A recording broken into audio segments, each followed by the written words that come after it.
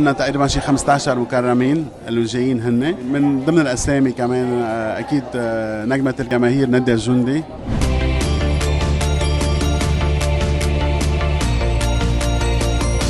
فعاليات اليوم كانت إيجابية، والمكرمين سعدوا بما قدم لهم دكتور هراتشي. ميرسي انك انت اهتميت بالفن الجيد الجميل، الفن الراقي. انا الحقيقة تعبت، يعني ما كانش مشواري سهل، يعني انا تعبت قوي عشان اقدر احافظ على الحب ده، واحافظ على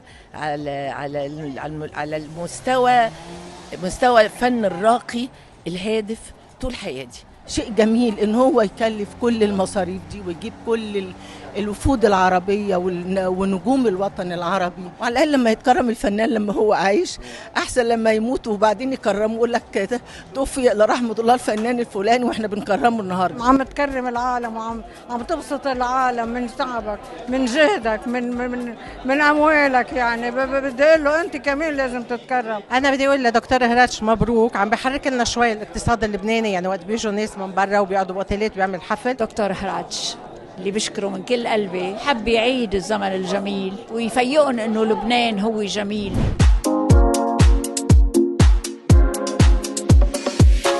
وأعضاء لجنة التحكيم والفنانين الذين حضروا كان كل منهم سعيد بالدور الذي قدمه بالحفل. هلا أنا محظوظة أني عم كرم اليوم روميو لحود، فبعتقد ما في أحلى من هيك، يعني أحلى شيء اليوم أنا حاصلة عليه. سعيدة لأنه أول سنة أنا معهم بلجنة الزمن الجميل، المفروض الدولة هي اللي تقوم بالمبادرة، بس دكتور هراتش أثبت لنا سنة ورا سنة أنه هو الدولة. بعتبره من الإيفنتات الكتير مهمة، مثل ما قلت لك، لأنه عم بكرموا ناس كبار هن وطيبين، مش من بعد ما يرحلوا من هالحياة نحن نتذكرهم. بدي اتشكر لدكتور هراتش على هاللفتة الحلوة يلي دايما بذكرنا فيها بعمال أثروا فينا بطفولتنا.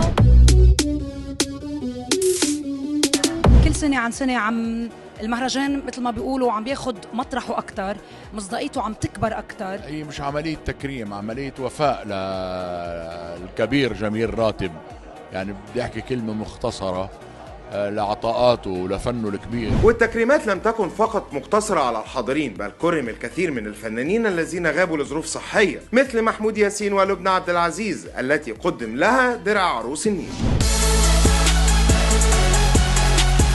وللراحلة هند رستم كان ليها تكريم خاص من خلال وضع فساتينها عند مدخل الحفل، وتسلمت ابنتها بسنت الدرع التكريمي. خلينا نشوف الحياة حلوة، خلينا ننسى الاشياء النيجاتيف بالحياة ونركز على الاشياء البوزيتيف اللي هي انه نساعد ناس ونسمع شكرا بكفينا بزيادة.